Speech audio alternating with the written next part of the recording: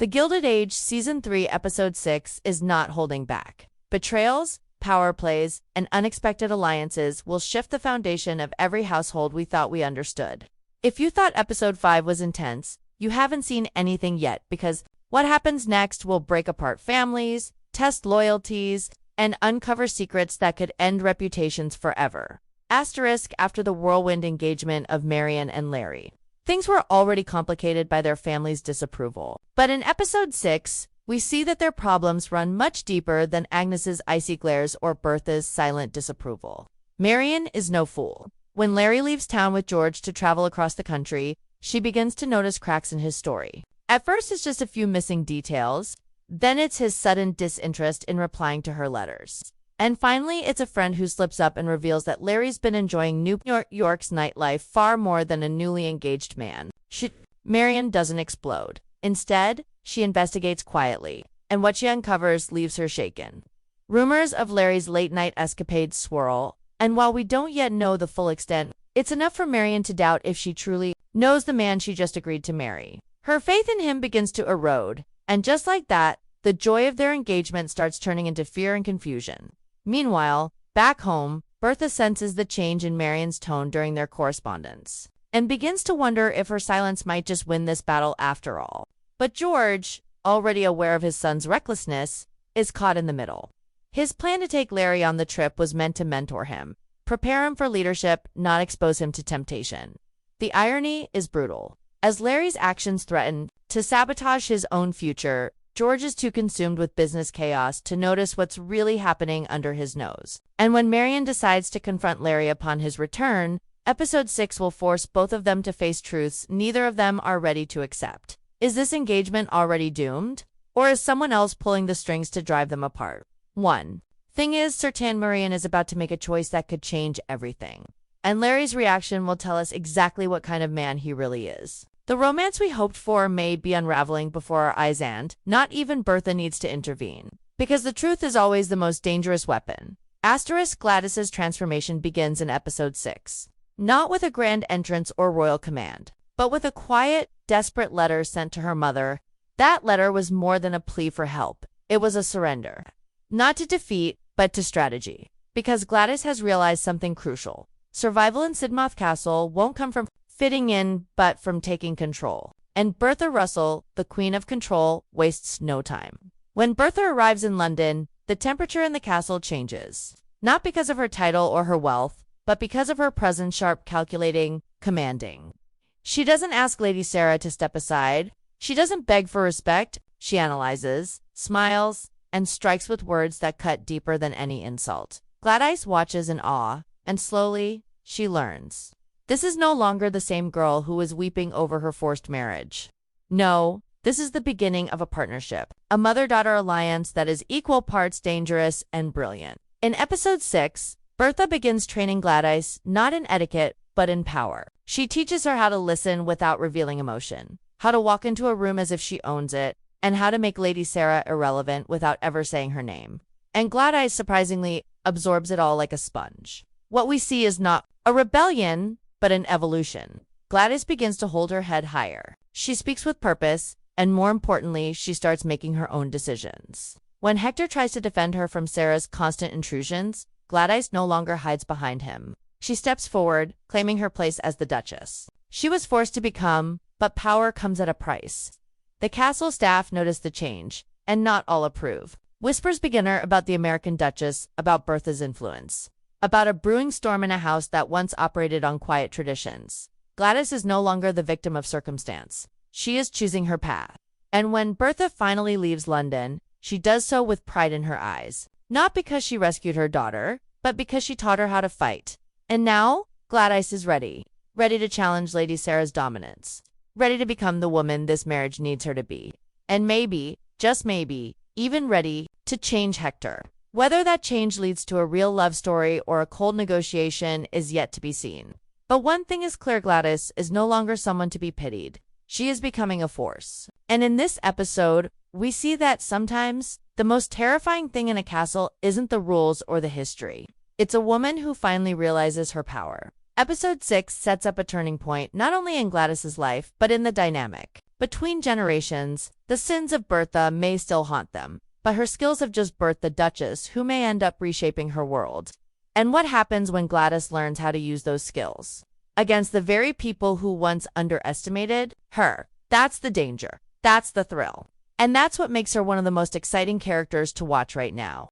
While love and power battles rage in London, back in New York, George Russell is facing a storm of a very different kind, one that could bring down everything he's built. In episode 6, the weight of failing business deals becomes unbearable. And for the first time, George looks like a man cornered. The pressure has been building for episodes, but now the collapse begins. His plan to secure control of the Merrick Company by buying their shares is falling apart piece by piece. First, Clay, the advisor George trusted for years, tells him the brutal truth. The deal isn't happening. George's reaction is fast and ruthless. He fires Clay without hesitation, replacing logic with desperation. That decision alone signals a shift in George's state of mind. This isn't just business. It's personal. It's survival. And when he sends Larry to negotiate directly with the Merricks, it becomes clear George is running out of options. His empire's shaking beneath his feet. But Larry, still inexperienced and emotionally distracted by his engagement to Marian, can't deliver what George needs. Meanwhile, Bertha, always the opportunist, tries to step in. She hosts a lavish dinner and turns her charm toward Alfred Merrick, attempting to grease the wheels with social grace. But this only widens the chasm between her and George. He sees her actions not as support, but as interference. He's not wrong. Bertha has always believed in social power, while George lives by financial control. That difference has always been there, but now it becomes a war. And the war turns ugly fast.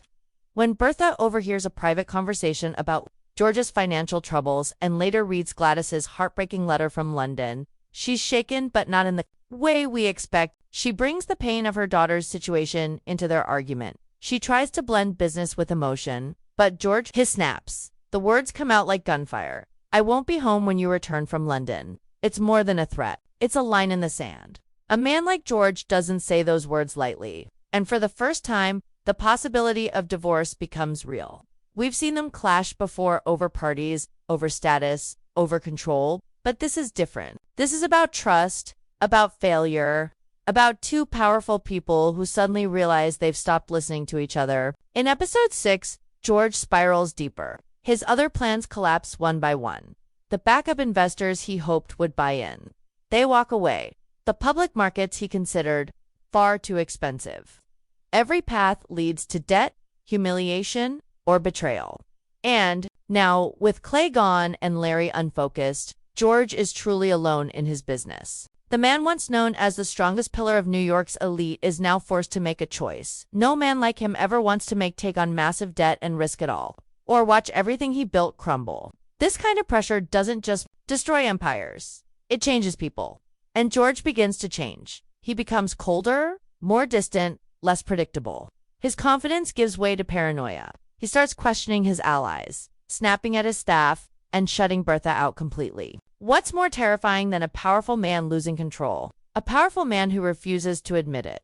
In episode 6, we'll see George pushed to a point where he'll have to ask for help, possibly from someone unexpected. Whether that's another business tycoon, a political connection, or even Bertha herself. It's going to sting. Because pride is the one thing George Russell has never been willing to sacrifice. And now, it may be the only thing standing between him and total collapse. But here's the real twist. What if Bertha lets him fall? What if she watches him drown, just to prove that her way the social ladder? The elite connections, the manipulations stronger than his numbers and deals. Episode 6 could set the stage for a final showdown, not just between a husband and wife, but between two philosophies. George represents the old guard, wealth through work, control through capital. Bertha is the future, image, influence, and ambition without limits. And when these two forces collide in the heart of the Russell household, someone will break, whether it's George's empire or their entire marriage. That's what we're about to find out. Asterisk, as the Russell family unravels and the elite of New York reposition themselves, another story unfolds quietly but with just as much weight. Peggy Scott, whose journey has been shaped by loss, resilience, and ambition, steps into the spotlight again in episode 6. And this time, her choices could alter not only her future but the course of her identity. After spending most of season 3 navigating her relationship with William Henderson, Peggy finally began to let her guard down. William, thoughtful and sincere, has stood by her even when others, especially his overbearing mother, tried to tear them apart, but in episode 6, that fragile stability is tested. It all starts with an afternoon at a baseball game, meant to be lighthearted and ordinary. But nothing about Peggy's life is ever simple. There, she runs into Thomas Fortune, her former editor and the man who once believed in her as a journalist, more than anyone else. The encounter is polite, respectful yet electric with unspoken history. When Fortune invites Peggy to accompany him on a trip to interview the legendary suffragette Frances Ellen Watkins Harper, it's a professional dream come true. This is the kind of opportunity she once thought she'd never get again. The kind that makes her feel alive. But there's a complication. Fortune wants to travel with her. Just the two of them. And the moment William finds out, everything shifts. He doesn't explode, he doesn't accuse, but the discomfort in his eyes says it all. Trust and insecurity collide. For Peggy, the decision should be simple: choose her relationship or her career. But it's not that easy. Because for Peggy, this isn't just a story. It's a second chance to reclaim her voice. To be seen as more than someone's potential wife. To finally finish something she started long ago, before grief and circumstance pushed her off course. But William sees things differently. He respects her ambition, sure, but deep down he fears what Fortune represents. The past Peggy never fully explained, the part of her life she kept hidden. The man who once stood beside her when her world collapsed. And suddenly, the tension between them is no longer just about a trip. It's about truth, about who Peggy really is, and what she really wants.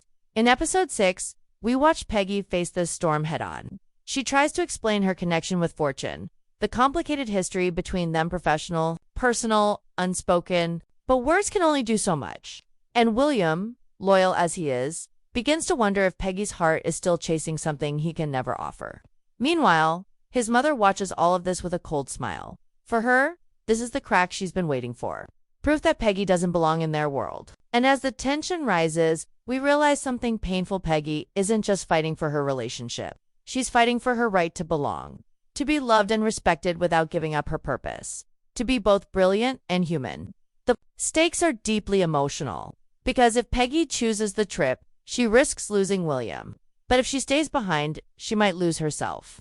And while episode 6 won't give us all the answers yet, it will force Peggy to choose a path and deal with the consequences. But here's the twist. Maybe she won't choose at all. Maybe the choice will be made for her. Because as rumors about the trip begin to circulate, her reputation is suddenly on the line. In a society where women are judged faster than they can defend themselves, especially Black women, Peggy finds herself in a dangerous spotlight. Her friends begin to whisper. William's mother starts planting seeds of doubt wherever she can. And even some of her allies start backing away. Peggy stands at the edge of a personal and public storm. And through it all, Thomas Fortune doesn't retreat. He keeps pushing, reminding her of the writer she once was, the fire she once carried, the future she still deserves. Whether his motives are pure or not is up for debate. But his words cut deep. And in episode 6, Peggy will ask herself the hardest question of all. Is she living the life she wants, or the life that makes others comfortable? For fans who've followed Peggy's journey since season 1, this moment feels like destiny. The moment where her two worlds collide, and something has to give. No matter what she chooses, episode 6 will mark a turning point for her. A woman who has spent so long surviving may finally have to decide what it means to truly live. And when she does, the ripples will be felt across every storyline because Peggy's voice has always mattered. And now, it's louder than ever. While the grand estates echo with engagements, betrayals, and power plays, there's a much quieter but equally gripping story playing out in the shadows. Oscar Van Ryn, a man who's always walked the line between privilege and secrecy, is about to face the one ghost he's never truly been able to bury.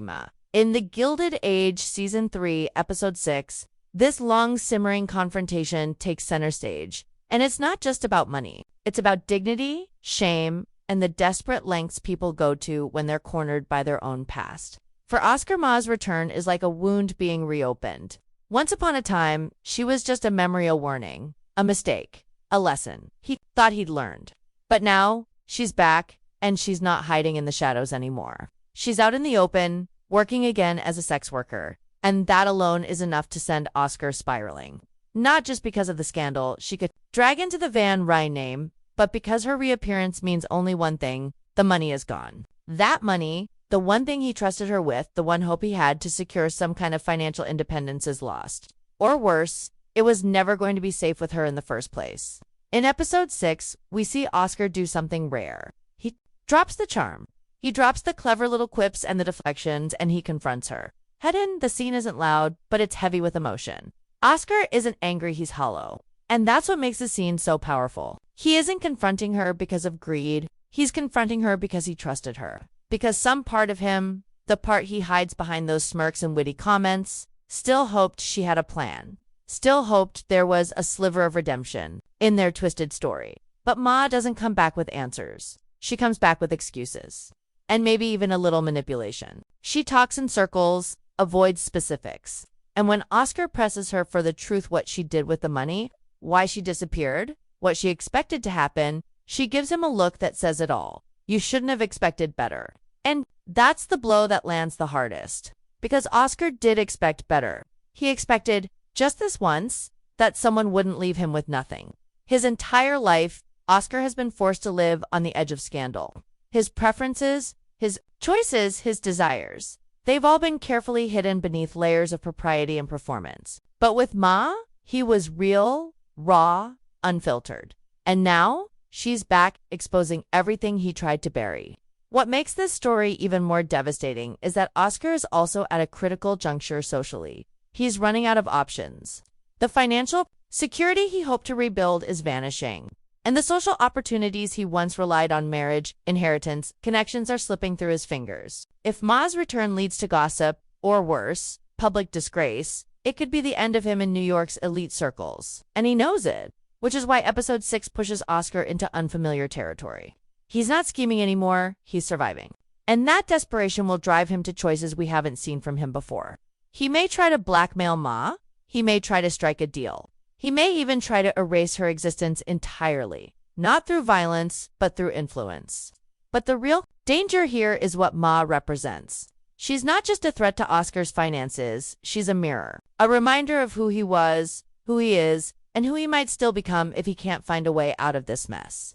And as we dig deeper into episode 6, it becomes clear that Oscar's story is no longer a side plot. It's a warning that even in a world filled with silk gowns and candlelit banquets, some ghosts don't stay buried, some secrets don't fade, and some mistakes demand repayment, no matter how long it's been. By the end of the episode, Oscar is left with more questions than answers. He doesn't get closure, he doesn't get justice. He gets a truth that no amount of wealth can protect him from, that his name, his legacy, and his carefully curated life can be undone by one person who knows too much and cares too little. And perhaps most tragic of all, he knows he deserves it. Because deep down, Oscar isn't innocent. He's been playing the same dangerous game as everyone else in this world. And now, the price has come due. As episode 6 comes to a close, we're left watching a man unravel, not with explosions, but with silence. With the quiet horror of realizing you're not in control anymore. That your secrets aren't safe. That the past always comes back in. When it does, it doesn't knock. It kicks the door in. Oscar Van Ryn may wear fine clothes and live in a polished home, but he is standing on a trapdoor. And in the Gilded Age, the fall is always sudden and never graceful.